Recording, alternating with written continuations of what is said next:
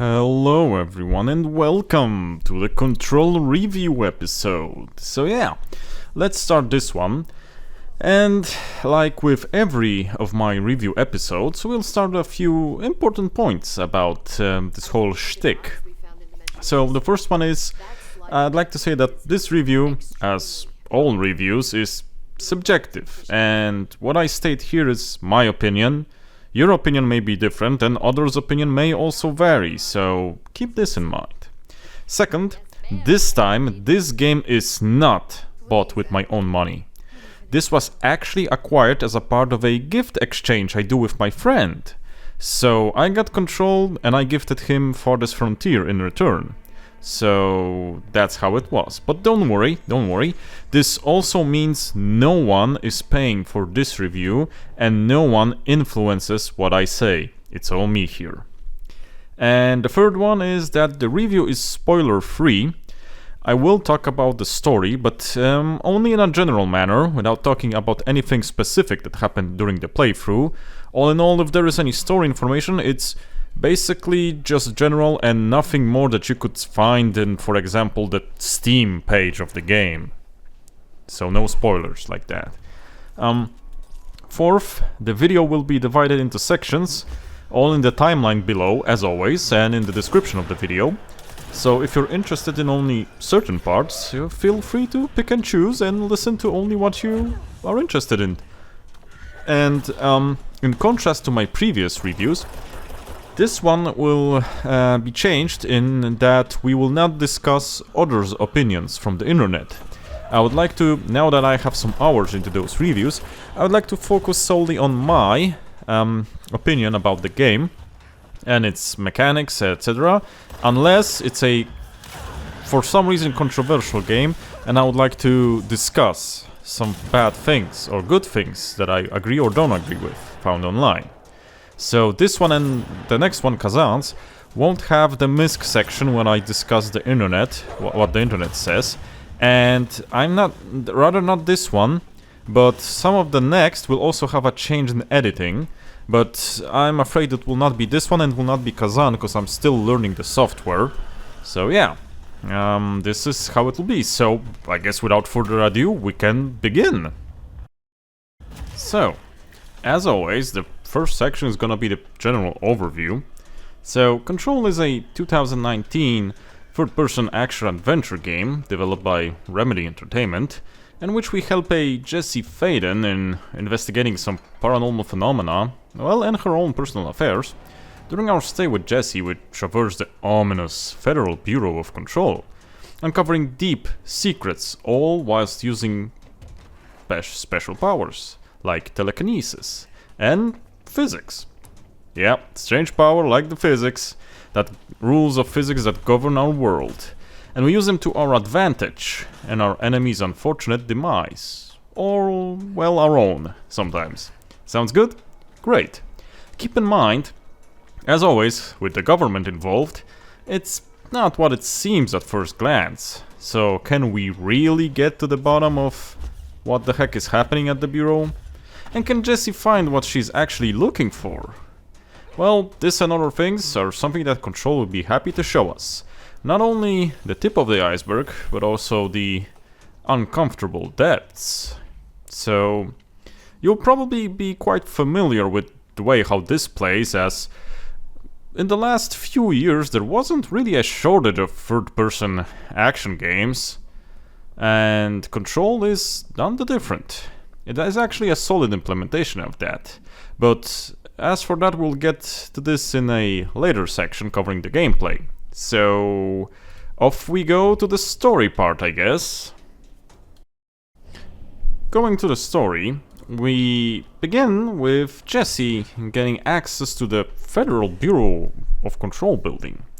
Seemingly normal, yet still, simply entering a government facility like that from the streets points us that something may be amiss here, you know? Later down the road, we are steered towards a more paranatural turn of events, and that's one of the main selling points of the game, the paranatural. Multiple dimensions and weird entities that can bridge the gap between worlds. and do a lot of shenanigans whilst doing that. All this, plus Jessie has her own personal agenda, that is finding her brother, which she informs us right at the start. Seems like a lot to unpack, and well, it is. And it's actually great. The story is one of the game's strongest points, and with that, the world building that went into it to make the story feel more alive and plausible. During the course of our playthrough, we stumble upon various diaries, notes, messages, audio recordings, heck, even movies. Or short, should I call them vlogs? I guess we could call that. I mean, we could call them that. And they not only provide further insight into the world or events taking place, but also the people that were responsible for creating those took the time to make this whole thing feel a bit more organic, you know? With a note about a colleague that someone doesn't like, about a book club meeting where they discuss trendy upcoming novels for teenagers, for example, or maybe someone who eats the food out of the refrigerator that doesn't belong to him. Yeah, we all hate that person at work, don't we? I hope you don't have that person in work. All in all, very solid work here, and a big plus from me, because while they're not mandatory, looking for those little notes or entries or heck, even post-it notes and blackboard markings, because there are some not only information, not only calculations, but also some tips, some personal notes, cubicles in the bureau. Cubicles feel like they were used by someone. The whole thing gives, like I said, more of an organic feeling, a feeling like someone works there and the bureau is part of someone's life, you know? They spend a lot of hours at work, we all do. So you can actually feel that here. The devs made sure that the bureau isn't simply some NPCs placed somewhere that just, you know, play their part, play out a dialogue, or have an actor behind them just simply recording the lines, you know. It makes the bureau feel like regular people work there. And they actually done really great work with that. You can feel from the post-it notes that someone's irritated with another person. You can feel like someone's jealous about someone or envying their position or luck, so to speak. And you can also feel like other people really like to work on some things, you know? That they feel a mission to do certain stuff or to help or you know, to prevent something from happening. I think the work was done really great, and someone, probably from prior experience, know what he was doing with those. I hope that if you, and I know you're making another entry with Control Resonant, I hope you don't skip those little fluff informations, because they really make the world alive, you know? And I think as for the story part, that will mostly be it. Not really a lot of cons here. I think that all the work that went into the story department and world creation is good. Don't have any... Now that I think about... No, I don't have any gripes with this here. So I think we could actually end the story section.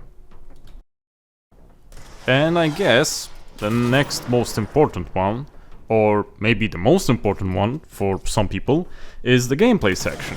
So, for the gameplay, at first glance we have a standard third-person action game, but the thing that saves this from becoming one of many is, like I mentioned in the overview section, the physics system.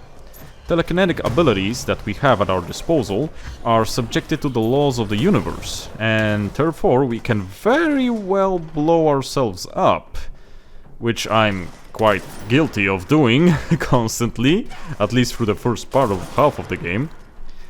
We can hit a lot of obstacles in general, but saying that, we could also use the environment to our advantage. or, well, depending on your wits and reflexes, to disadvantage, because you can position yourself in various degrees that will make the enemy reposition themselves to attack you during engagements. We have various amounts of cover, we have the environment that we can chug at the enemy, and we can use some parts of the environment to blow up, etc, etc, when fighting. So there's always something to think and to use when we are during when you're encountering something, you know. I think it's actually done very well here, because even though this is a bureau, the biomes are quite different from each other, you know, and there is always something that you can use to your advantage, or to leverage an advantage, if you're quick about that, because sometimes you may lose once or twice and think about it going like, maybe this is not just a quick shoot 'em up. Maybe I should do something else. Yeah. So you can go multiple ways about different encounters, or about the same encounter. In general, I highly advise to get a look at your surroundings and use the environment to their advantage. What else? Yeah, I said that about the cover, that we can use various desks, pillars, height differences when fighting the enemy, and that's cool, but a bit of a con here, because it can always be perfect, you know, it can always be perfect, even if it's done great, like here. The sad thing is, the game offers you those cool things, but it doesn't try to enforce playing by different rules. And what I mean by that, because it may sound contradicting, because I told you that in a sentence or two ago, that you can go make an encounter in different ways. You can succeed in it in different ways, but thing is, the game allows you to do that. You can very well just go in guns blazing and shoot everything. The con I'm talking about is that the game doesn't try and make you think hard about that. You can do that if you want to. You can just simply shoot or blow up with it's not a grenade, but it's an exploding shot.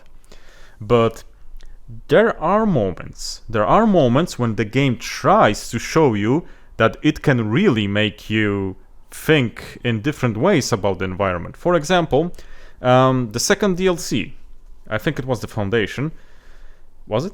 I don't remember the DLC names right now, but the DLC where there were a lot of places where you had to manipulate the light, because there was an enemy whose advantage was the shadows, and he was extremely strong in the shadows, but with the light shining on him, he lost quite a bit of strength, and that's a very cool idea.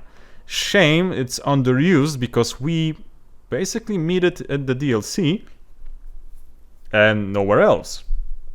So, and there are also various sources of lights, not only light that you can simply turn off and on with a switch. You can use your telekinesis to levitate a lamp. Yeah, and you can shine that lamp on the various things and use it like that. So it's kind of a shame that this cool idea is only reserved for the DLC part and kind of underused. There's a lot of things that you can do with the fidelity that the game offers with the environment that could be cool. That could be very cool. For example, an old game that I remember, I don't know if you guys remember it, Red Faction. Red Faction was the first game that I remember in the olden days that had fully destructible environments, and you could, for example, go through a door, which you have to unlock, but if you didn't wanna unlock it and just spend time searching for ways to unlock the door, you could simply blow your passageway through solid rock with rockets, if you had rockets. And you could go through the hole and enter the building that way. So I think that Control could do similar things like that, like For example, using physics to redirect a current of something and allow you to, I don't know, electrocute enemies or allow you to circumvent certain passages. We use the light, yeah, we could use fluid, like I said, we could use electricity current, we could use various different things. It would be a good idea for Resonance to build up on this, you know? Because they showed us that they can, and I very well would like to see more of that. What else? I did mention some puzzles. So for the secret and puzzle parts that are present in this game as well, well, there are some puzzles sprinkled around the bureau that we need to solve in a varying degree of difficulty. In general, they're not that bad, not that hard if you spend at least a couple of minutes to think on them. They're not, you know, adventure game BS or Resident Evil kind of weird-ass level of puzzles sometimes that you're thinking, what the heck do I need to get half a level away to pick up a seemingly meaningless item and go back and use it for the puzzle? No, we don't have that here. Fortunately enough, we don't have that here. So yeah, but you are actually required to think for a moment with the puzzles, and that's great. They're mainly self-contained. You don't have to, like I said, travel around half of the bureau to find something to solve it, which is awesome. I like that they do self-contained puzzles. And then there are not that hardcore adventure game BS. It's sort of a middle ground between those. And that's a big plus from me as well. And a very, very big plus, I don't know why I'm pronouncing that big. Very big plus from me is to what the devs thought about how to suggest the way to solve a puzzle.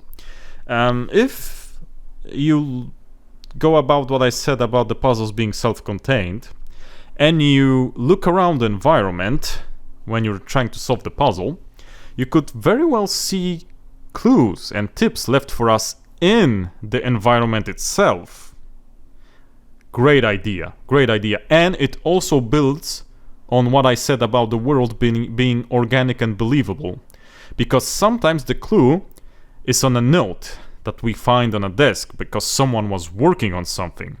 Sometimes you have a meeting room and a blackboard and you see, they had a brainstorm here. There is a blackboard with some calculations. There are, drawings like diagrams and such, and there are post-it notes. They really thought about that. And then you look at the blackboard and go, ain't that the shape that I need to make this terminal input into this terminal? And then you try it and it goes, yeah, that was exactly what you needed to do. So I think that's great. It's not a esoteric way of, just finding a seemingly meaningless item that fits. It's also not a brute force it or be a savant and think about it in the first place type of shit. It's actually something that you can get out of the environment. I think it's awesome. Big praise. What else? In the gameplay department, I would like to say that the game is also offers a lot for completionists as well. We have side stuff to do. We have minor collections, like with the notes that I said. You don't need the notes. You can collect the notes. We have additional costumes for our main characters. Jessie can actually try and look like, something from a X-Men team or different kind of stuff like that. We could help a lot of people that we meet around the bureau. Why not? We can do some side quests. We can do some interventions. There's always that. And the game offers also quite a few minigames as well, and hidden quests. So there is something for everyone here. Maybe there is not that much you would say that it's not that much different from the main game loop. And again, I would say that maybe it isn't, but it's a good idea that they placed something that you can actually meet in the game world and do besides the main story point, So that's just that little bit more sprinkled on top. And I think that that's something that earns a plus, But not that there's only good to be found here. So to not only talk about the pros, I would need to add another con here as well, unfortunately. And the con in the gameplay for me is the crafting system. One of the cons, because there are two. One of the cons is the crafting system, or rather what the devs thought would do for a crafting system, because I kind of don't agree that it's a fully well-developed crafting system. Basically, what you get is a click to acquire weapon or mod from a randomized pool. Weapon is not randomized, the mods are. And you simply get a menu, you enter the menu. If you collected enough stuff from the encounters, because the enemies drop stuff and materials, and you can also find them in chests, the game goes, well, you've collected enough, click here and we'll give you another weapon. You have the weapon and you have more stuff, well, click here and we'll give you a slot into the weapon which you can use a mod into it. You have that, well, you know, you could always go to this menu and just craft a random mod for yourself or a weapon.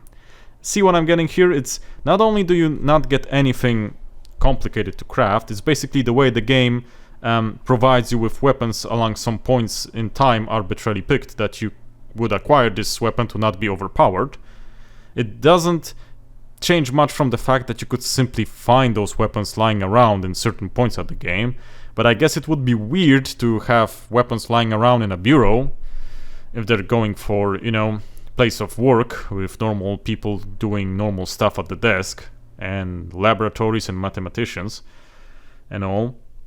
So I agree that they needed to think about something, but the crafting menu ain't it. I don't think it did.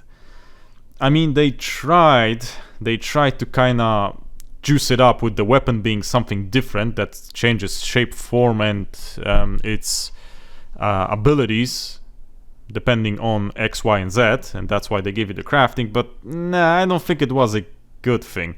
Very well could just hack the crafting out of the game, place those weapons in spots like you had a weapon in a DLC placed simply in a spot, you didn't craft it, and it would be good. It would be the same. You wouldn't suffer from anything without the crafting.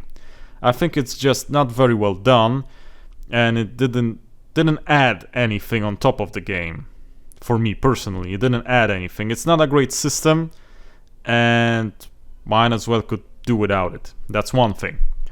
And I said there is a second con as well, and that would be the repeatable side quest mission thingies, you know? I know that they had to give you something to acquire resources for the mods or acquire mods themselves, and they didn't wanna or didn't have the resources, or simply it was not plausible to write 50 or 80 or 100 different story heavy quests. We all know that it's not plausible to do it like that, at least not in a game like this, and or with not the resources they had while doing that game. So they went with quick encounter based intervention quests. You basically get an alarm, you go to a place, you do an encounter, you get rewards. That's it. There's also side missions which are just go to place X, find Y stuff, get rid of those Y stuff, and profit. Be it find, I don't know, 6 mold pustules and destroy them, water 8 plants, etc. You just go to a place, you look around, you click, you get a reward. It's honestly kinda meh. The rewards are meh. The only thing is that they're part of a larger mission bank. For example, a certain NPC wants us to help him. Sort of, I won't spoil. And doing those weird, boring missions actually makes us complete the whole mission bank from that NPC, and we get a better reward after that, doing the last one, if we complete everything. So there's the completionist acting again. But honestly, I could do with less amount of quests, but with more interesting quests. For example, there are some very interesting quests that are missable For example, that certain quests related to a train cart. That one was good, that one was something else, but it was missable. It wasn't a side quest that you had in the given by an NPC or in the mission log or something. But it was done better than find just spore pustules or spores. So not a fan of those. Not a fan of those. But I do understand that this could be more of a gray area to some, because, like I said, maybe it wasn't plausible during the development to devise more story-heavy quests. Maybe they needed to just add something to make you power up or get some mods. They choose that. That was their choice. That is their game, their creation. It's not. I mean, I don't think that good about it. I know why it is here. I know what's the point of it, but I don't like it. So yeah, 2 cons here in the gameplay. And I guess in the gameplay department that would be all. So yeah, let's go to the next section, shall we? And that would be, what do we have here? The audio section. Yes, that's right. So in the audio department we have fully voiced dialogue lines, NPC encounters, and that is great for a story game, The background ambience has, well, sadly nothing to write home about. Most of the time when we were doing an encounter or something, I didn't even notice the tracks playing. So no standout tracks here. Maybe aside from one very late game track that we hear during an action section in the labyrinth. That one was kinda cool. Maybe not my taste exactly, but it was kinda cool to put it in here. It gave the scene, the section, kind of more of an urgent type of feeling to it. Sort of like you would be a hero of an action movie. So that was kinda cool. I didn't expect that to be the track in that place. So kudos. But the thing that saves the audio section for me are actually the audio tapes that we find lying around the bureau. They're very well done. They have a very good variance in them concerning the types we find and the mix that's also made between them, because the way they're mixed is a way that it tries to replicate the medium that it's being used. And I'll give you an example what I mean. We find lying around some recordings of a radio program that has the host answering the viewers' telephones, and that's all recorded. And the mix is done where you sort of get that specific radio talk show feeling that you get while listening through your radio receiver, And I thought that was very, very cool. And it was actually well done. The guy even played his role quite good, He could feel that that's kind of a talk show guy, that's a radio show guy. That's good stuff. The roles played by don't know if I should say actors, voice actors. The people that voice the characters, they actually put in good work. Every voice fits the character. The voice acting direction is very well done here. That's some positive stuff. It was actually some good amount of work and care into this section, which I like. But also, we have another con coming here, and that's not so much the game con as a programming con. The game has bad audio programming, so devs, I hope you don't do that in Resonance. I had enormous problems recording this game with my external audio interface and my better microphone. I think it's only one of 2 games, and I recorded a lot of games that did that. I only had 2, which I couldn't use my better microphone. And as it seems, during an investigation that I did on the internet, I was not the only person that it happened to. During the search around the web, I found out that a lot of people had problems with the audio, and more specifically audio channels, when the game came out. So if someone had a more elaborate sound setup going on, not only talking about recording like I did, maybe someone has a nice sound setup at home, so get some surround sound, get a lot of channels in, you have pride in your sound settings, you have your game room, top-notch audio video setup. Unfortunately, it may not work with this game. I found a lot of people saying that the game mistakes the amount of channels they have, that it picks the setup wrong and you can't change it because it's auto adjusted, etc. The thing that I found while working on the interface and working out the problems is I think the game thought I had more audio channels than I have in reality, and it simply put the microphone on a different channel that was not in use because I do not have that much channels going on. Couldn't change that, and I got it to pick up something, I think, whilst doing a lot of shenanigans with the amount of stuff that I could plug into the interface.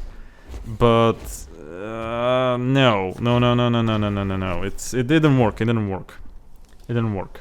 Maybe there's a workaround, but I was searching for something in a config or in a way to manually set it or force it, but no dice.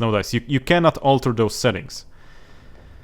Maybe it's my audio interface, because I don't have the newest audio interface. It's a complete audio Mark 6, so it has its years, but it didn't make any problems with both newer and older titles, so yeah, that's one of the two that had a problem in it, and I don't know why. And I would hope not only for recording purposes, but also for those guys that have cool setups at home, that Control Resonance actually has a bit more work on the programming side of the audio, so you can fully enjoy audio.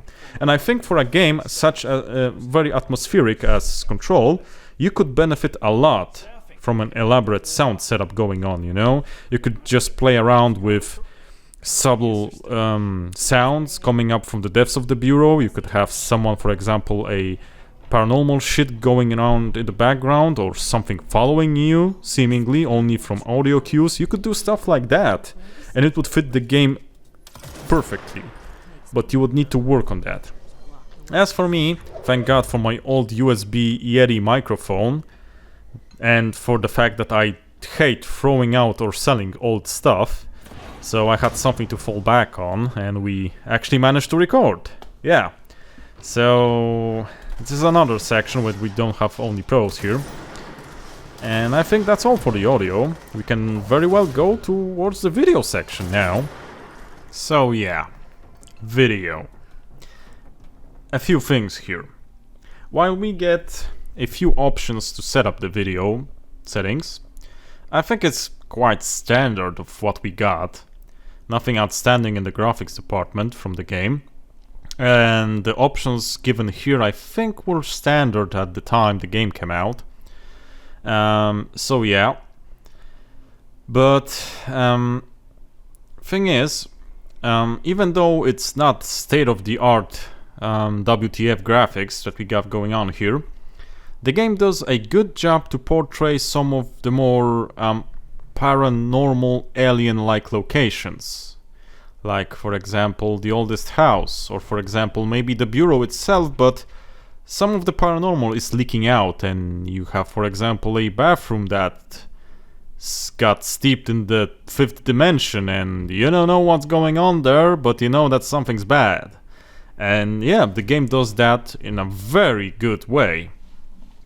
There are also tutorial areas which you are well thrown into throughout the game, especially when acquiring new stuff. They're nice. They feel like it's not something forced on you, like this is a tutorial, go here and do what we tell you. You feel like you're being put in a place which actually is not a forced tutorial arena, but a place that could be present in the bureau which has dimensional problems. So that's a big plus when you know that the game has sort of a distinct and what's the word I'm looking for? Distinct and it holds the art style. It's consistency. Yes, that's what I was talking about. Distinct and consistent. So that's cool. That's cool and all. And like I said in the gameplay section, I believe the bureau has actually a lot of biomes.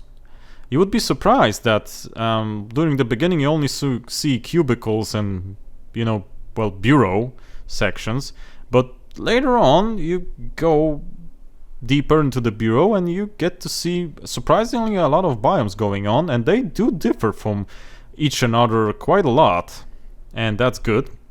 But there is one problem. Even though it's well done and we have quite a bit of variation in biomes, the problem that is central to each and every one of them is lighting.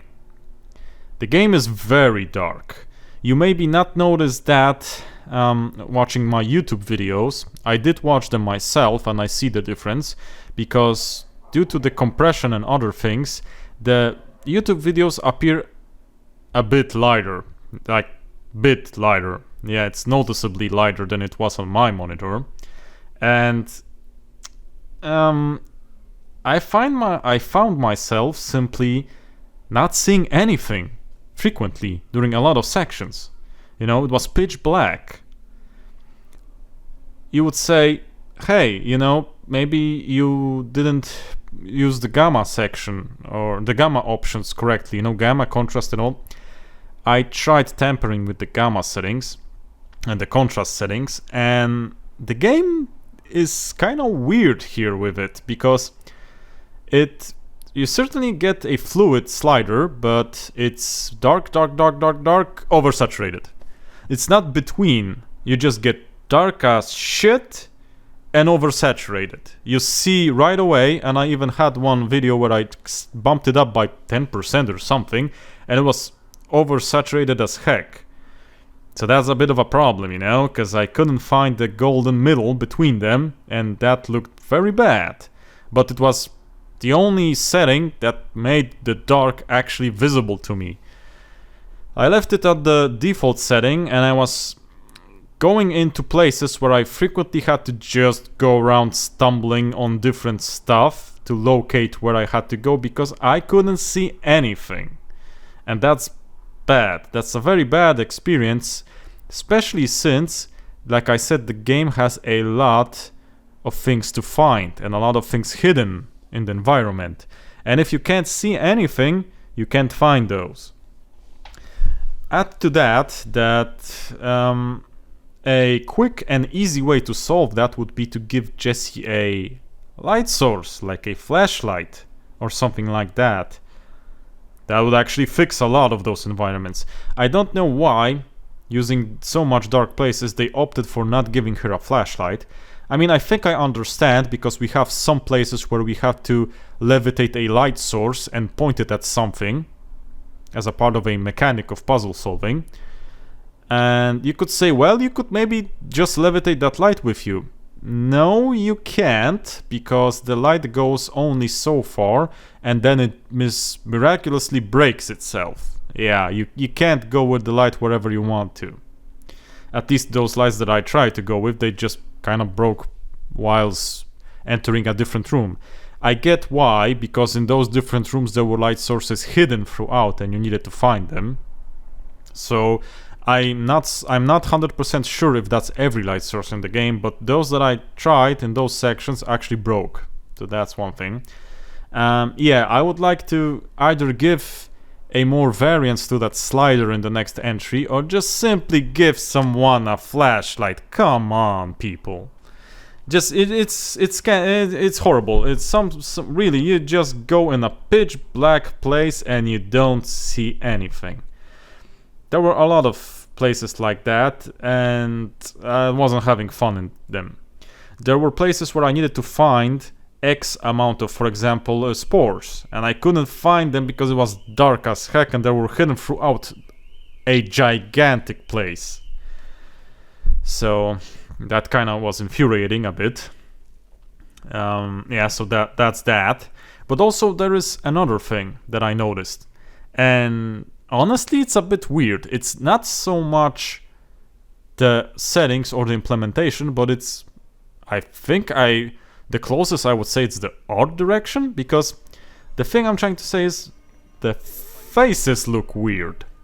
Beginning from Jesse's face, not in the cutscenes. In the cutscenes it's okay, but in-game model, Jesse, but especially Emily, their faces give a weird-ass uncanny valley feeling. Like she is talking, you're looking at a person, but that face isn't a face of a normal human being. That shit, something is wrong there. Something is wrong there.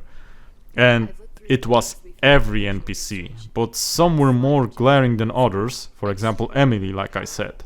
The weird scientist researching spores in the basement, she didn't have that much of a problem with her face.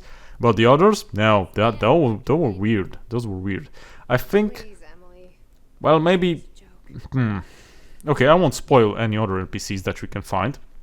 But most of them have that weird face that gives you the uncanny valley, you know? Just look at them. Just look at them. If you find some in my videos, just look at them. Emily, I'm on to you. You're weird. Probably an alien placed there by the other federal agencies that are working alongside of us. I think that's the case, you know? I think that's the case. So, to go to the meat and potatoes here of this video, that will be my review of this game. So, how does this game fare in my opinion? Well, in general, I think it's a well-made game. The world building has a ton of care put into it, and we do get a feeling that the Bureau is a place filled with living, breathing people, not just props, NPCs, or, you know, item 1, item 2, etc. And that does help set the stakes of the story and make it feel like we have to help someone. We have to help because we are responsible for the well-being of those people due to certain circumstances. Also, a good thing is that the story is well written. Jessie plays her role quite nice, and you really are invested in what she's trying to do here and what she's feeling throughout the game.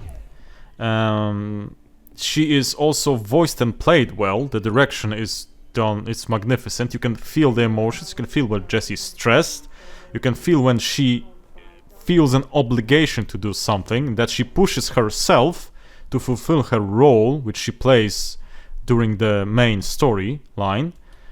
The emotions are very well played.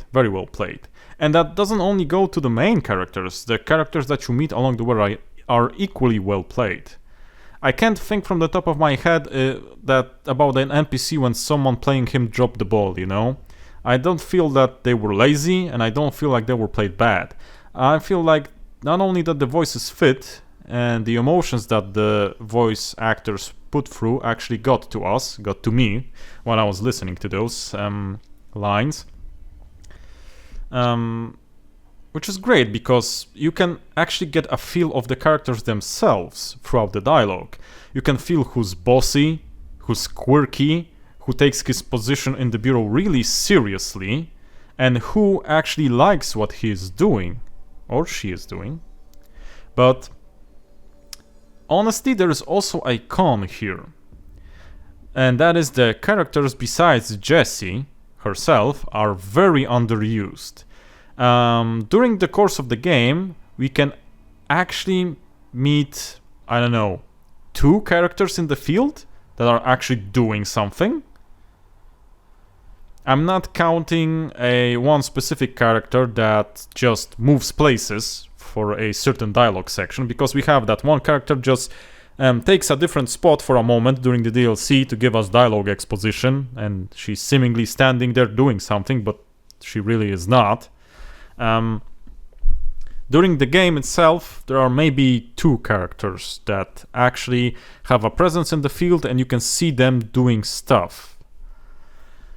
So, and actually saying 2 is a bit of a stretch, because one of the 2 actually makes more of a performative role, like sort of a backdrop that she is in charge and giving orders, while the other one is actually not only giving orders but also participating in what is going on. So 2 is a stretch, but I would say 2. And I feel that's very underused for the amount of care that went into the characters and the amount of the work put in by the voice actors and the sound direction, you know? We have that. I also was talking about the quest design in the gameplay section, and I think that feels a bit lacking for me. Aside from the main quests, like I said, the side ones are not done so well. The main one and the missable ones are done fairly well, but as for the side ones, just mostly go to place X, click on Y, or kill Z, and voila, you're done. Here, have a reward. And most of the time, it's actually not a useful reward. So, yeah, that's thrilling. I know. You would say, like I iterated previously, it's impossible to write all good quests. You can't have a game that only has bangers. And yeah, I agree with you. It's not very possible to have each and every quest in a long-ass game be a good one. You have to have filler quests. You have to have quests that give you amount of resources to help you progress if you have problems. Because during a sequence when you die, you lose some resources. So the devs had to think of a way you could reacquire or acquire new resources to not have you been stuck. And I get it, those quests are for that. But I would also like to say that you have another mechanic here to fill in that role. And we can use that mechanic. It's the jukebox and the arcade. And they work fairly well.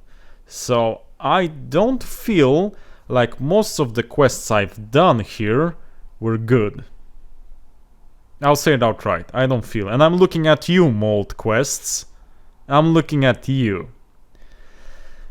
Yeah, and also my biggest gripe in the video section is the lighting problems, you know? I've spent most of that section talking about the pitch black. I'm just gonna reiterate that point and move on because I talked a lot about it.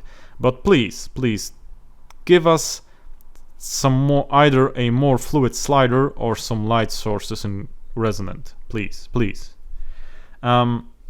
The crafting system, I'm also not a big fan of. Okay, you get a menu, you get to click, you wait a second, you craft, hurrah, that's it. But that's just simply a system to just make a weapon available at the time they think you should have it available. Or to give it more power by giving you a slot to insert a mod. And the mod crafting is even worse, since you just click a button craft and you just roll the dice, baby. You roll the dice.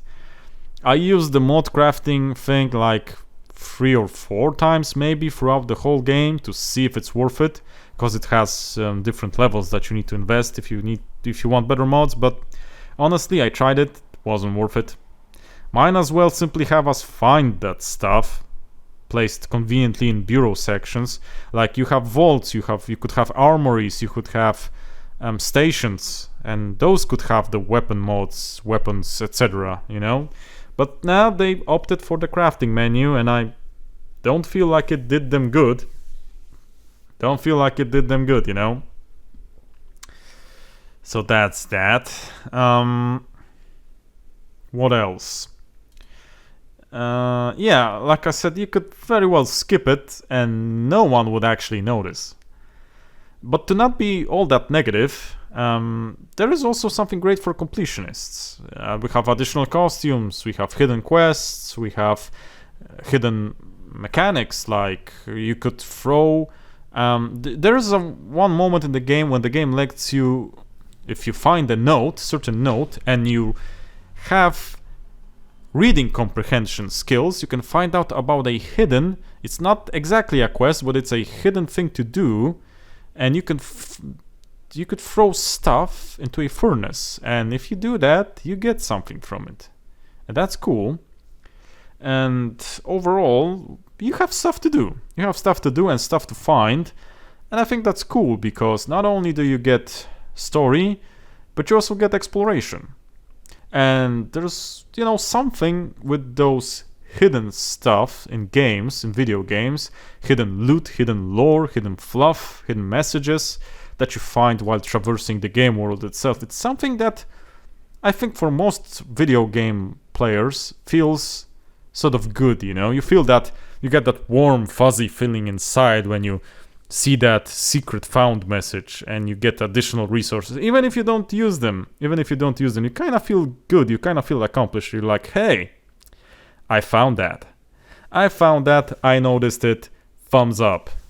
And I agree, a big thumbs up for this. And I guess to not stretch this review out that much, taking into account all the pros and cons of the game, I think the game is a solid 8 out of 10. I know I said some cons, and you could probably, when you list them, there's probably 6 or 7 of them, but most of them are minor ones, and some could not be even a thing for most players. Like, for example, the audio con. Maybe you don't have problems here. Maybe your setup actually is detected properly, so that will not be a con for you. The video one. Maybe you don't have problem with... maybe your setup is a bit different, maybe your monitor is a bit different, and the colors and light settings in your monitor could be tweaked with on the hardware, and you would not have those pitch black moments like I had. And it would not be an issue for you. Maybe you don't have the issue with the repeatable quests that just gives you hunt X and Y. Talk to my friend, he didn't have issues with that. And he didn't get me when I was talking that I don't like them. So, yeah, some of those things may not even be a con to you, viewers.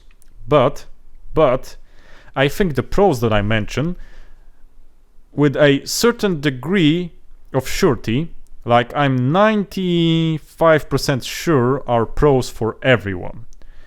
The story, the world building, the amount of work that was put into the voices and characters, the amount of work that went into making the Bureau feel like it was a thing being used by living people working there. Yeah, I think it's great. I think it's nicely done. And I would like to think that the devs would put in at least an equal amount of work in the sequel, and I would I would like to believe that they would put even more work in, that they have probably more resources now, because they are this is a few games after this, isn't it? We had Alan Wake, that was before this, and we had Control, and we had Alan Wake 2 that was after Control, didn't we? I don't remember if they did something else. I think they did, but I don't remember the name of that. So yeah, for me, personally, this is a strong opening point for the series, and I think if the work ethic doesn't go out of the window, it can only be better with the next installment. And I think if you like this game, you're probably waiting on that one. So yeah, thank you all for listening. Thank you for your time. And I hope to see you guys in future LPs. And who knows, maybe the next installment of Control if I get around to it. I don't know, maybe we will. So as always, thanks, bye bye, and cześć.